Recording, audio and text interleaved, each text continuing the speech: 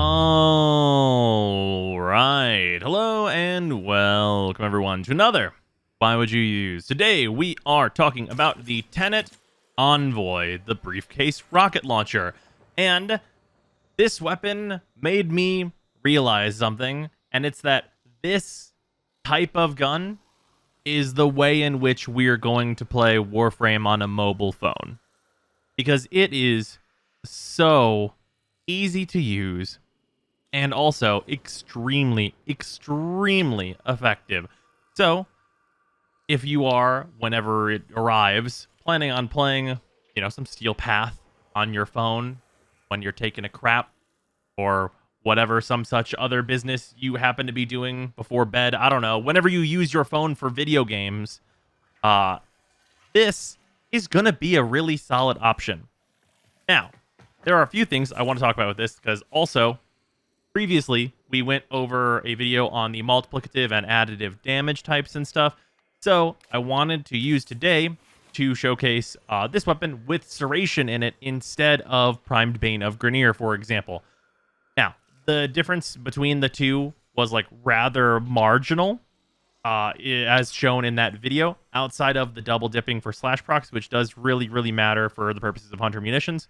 But you're going to see that it doesn't matter that much, because the Envoy performs just fine with the Serration in this slot. And honestly, with the slow fire rate of this weapon, there's kind of an argument to be made for using Galvanized Aptitude. But mostly, also, the reason I'm not using Galvanized Aptitude is I can't test it. It doesn't work on the TENET Envoy right now.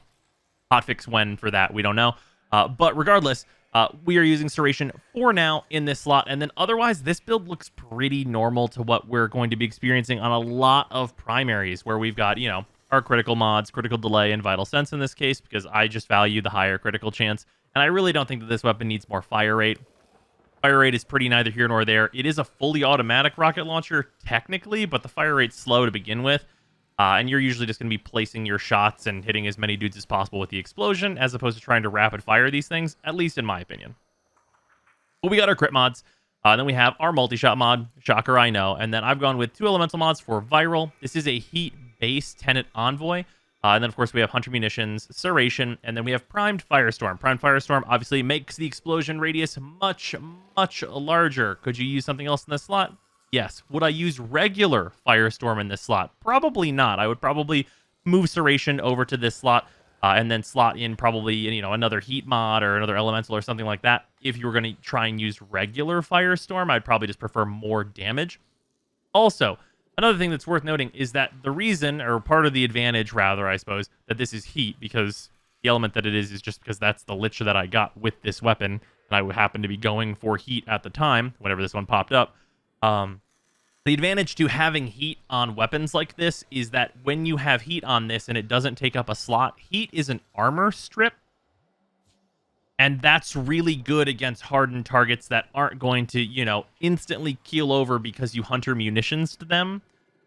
Which is, going to be things like the Acolytes and a bunch of targets like that, and bosses and so on and so forth. So keep that in mind whenever people are talking about just using strict viral on this. Not everything is like a one-size-fits-all in Warframe. That's just not how it works. Other things of note. This weapon, I think, has a pretty good ammo economy with Primary Merciless. However, I still am using Vigilante Supplies. This means that we have no ammo economy issues whatsoever. Do not even have to think about it. And as a little bonus, we have that 5% chance to enhance our critical hits, which is a nice little thing. It's just every once in a while, you see a nice pop. You get a nice red crit or orange crit, I suppose. And it's nice and does a lot of damage. But yeah, really basic build. You could, if you really wanted to, use heavy caliber instead of Serration to purposefully lower your accuracy to make the rockets kind of spread out more. For me personally, I like them to be a little bit more targeted on where I want them to go. Although, with heavy caliber, having the rockets spread out and then come together whenever you guide them to a spot is kind of cool. So there's that, because this is a wire-guided rocket launcher. So basically, you can shoot it in a direction and then point it somewhere else, which is neat. You can also hold it to kind of, swirl it around and put it wherever you... This is a gimmick. It's a cool gimmick. It's a gimmick that I appreciate. It's cool. It's neat. I like it. It's very fun. The briefcase part, also a gimmick, but the most important factor is that this weapon's really good.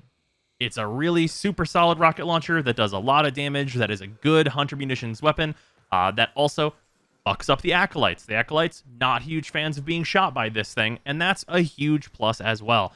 Of course, as is the usual, kind of right now anyway, I do have a 20-minute steel path run. Let me know in the comments if you guys want me to like bump that down to like 10 minutes if you really don't feel like you want like the full 20 minutes. If 10 is like fine, let me know. I just kind of randomly chose a C rotation as kind of like the test zone for this. But if that's just like way more than is necessary, feel free to let me know in the comments on that. But yeah, we're gonna show it against the regular schmucks, and it's gonna kill them. It's gonna evaporate these dudes. Like, it doesn't have really any trouble at all on the steel path. Why would it have any trouble here? Like, even without stacking up, which is of course partially due to us just having Serration on this thing right now, we just evaporate all the enemies. A thing that is worth noting here is that this weapon, along with a lot of the Tenet weapons, actually I think it might be actually all of them, they reload when they're holstered, and specifically for the Tenet Envoy, if you are using the companion mods that make it so you have holstered reload as well, it is faster to put the weapon away and let it reload itself. You can hear it. You can hear it reloading itself. It's faster to reload or let it reload itself than to go through its big, long reload animation. And this is with Merciless. It's like the 30% faster. It is legitimately way, way quicker if you're going to be bringing a melee weapon into a mission to take your melee weapon out, like throw the glaive once for like kind of a pseudo rocket launcher.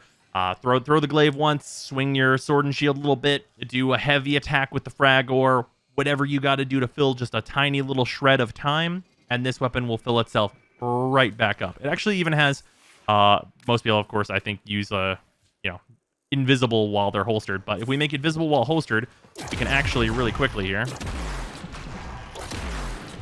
this is as fast as it goes on full auto with my current build. Got 2 shots left. Put it away. Oh. Why is it not visible?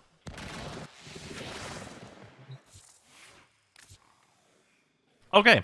Don't know why it's not visible. Whatever. Simulacrum bug. Either way, it reloads while it's holstered. There's a little special animation for it if you enable it. Not a big deal. Enjoy the Steel Path run. I will see you guys tomorrow.